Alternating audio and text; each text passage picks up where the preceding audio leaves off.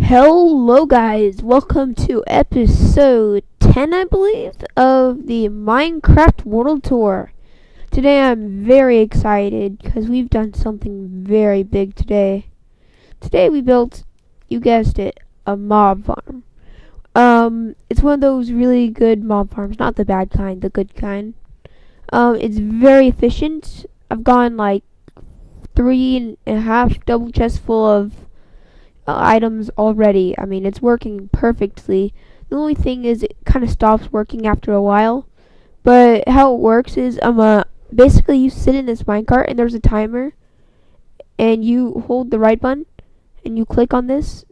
What it does is it basically makes it so you don't log out, because I have a 10-minute logout thing.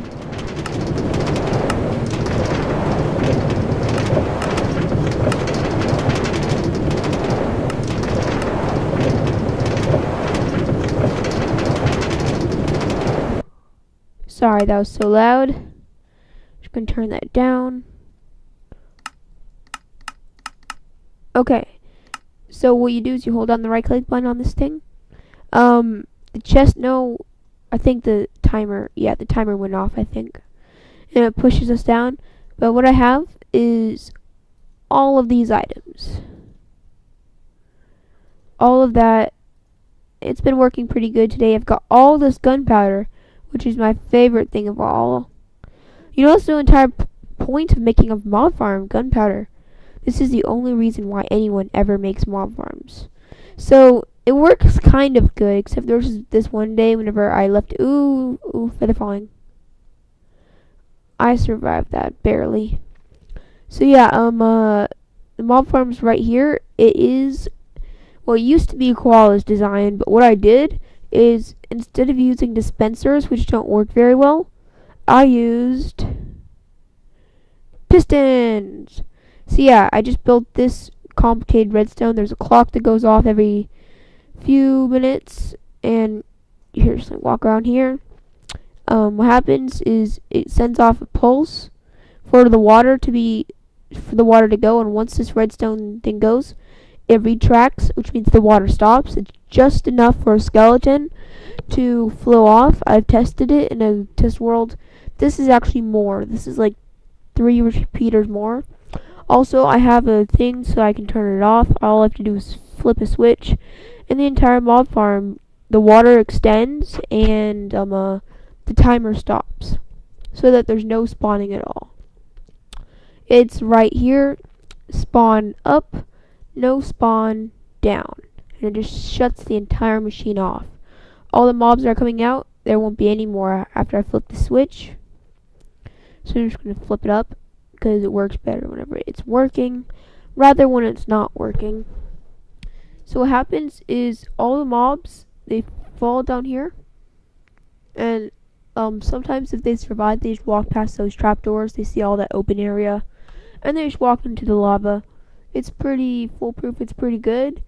Like witches, it takes them a little bit of time to die in the lava, but it's better than them falling to their death, because for some reason that messes up the mob cap while they're falling in there. That's also why I moved the mob farm. See, when they die, I have a minecart, so I go up and down, so that for some reason it stops working after a while, and I'm not sure why. I should have the always on 9 chunks or 8 chunks. I like 9 chunks just because 8 chunks is the perfect distance for a mob to despawn once it's out of range. If we just press F3A a lot, F3A, we can see all those mobs. All that is going in a chest. So what happens is all the drops go in these hoppers. It took a lot of iron to make these hoppers. Let me break this redstone. The drops go into this dropper. Dropper. Is there anything else? Yep, there's a ton of more mobs. It works really good. See, you can see more spawning right now. So yeah, if they survive, they walk into the lava. But all their drops go into this little dropper. If I put this redstone, then the clock will go. I have a really fast clock. I'm going to go into game mode 3 just to show you how it's working.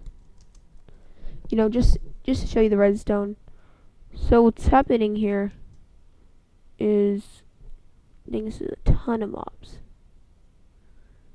So what happens is whenever they're selling in the dispenser, it powers this fast clock, which goes into this.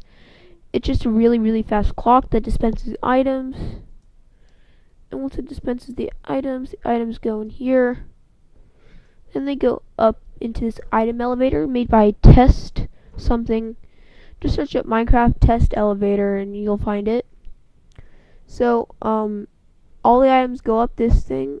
I think I placed down the redstone. Well, normally the mob drops would be going up here, and they would just fly. What's that? Oh, it's just the minecart going up and down. The chunks aren't loading very well. So yeah, they go all the way up here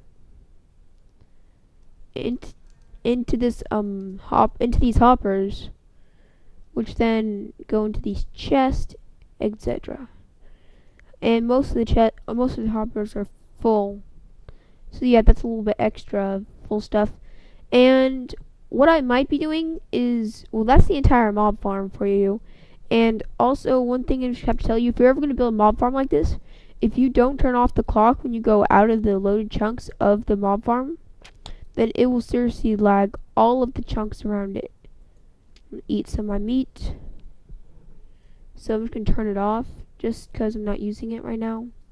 I'm about to leave. So yeah, that's the entire mob farm. It works perfectly. F3A. And now the water's being flushed because I turned it off. So no more mobs are going to spawn. Yeah, I'm going to be making a new base actually. This right here, spawn. There's a witch hut right next to spawn. I'm not sure if I showed you that. Well, first of all, let me show you something else. In the end, we have a function where if I have a villager and I don't want it, then I'll just dump in the end portal so it goes in the overworld. What I'm planning on doing is building another villager trading hall. So I threw some bread and I threw some pumpkins inside of the end portal, and it all spawned here. So within this 2x2 block area, this is where the villagers are going to spawn. Yeah, I tested it. This is exactly where. Excuse me.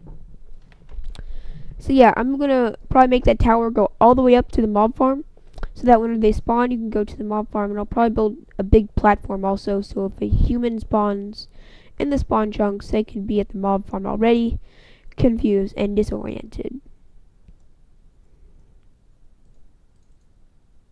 Okay, so yeah, this is the little spawn area. I cut down all the trees and I just put the saplings right here. Some of them are still growing. Yeah, but this is where I'm going to build my new base. I know I already have, like, another base and everything, the end base and everything. But it's going to be over here. I'm just going to throw an ender pearl. Oh, yeah. This right here is a witch hut. And in 1.8, the witch huts are really, really cool. They have 3 layers. So I'm going to build Doc M and JL2579's design. And I'm going to build it like the mob farms right there. I'm going to have a witch farm.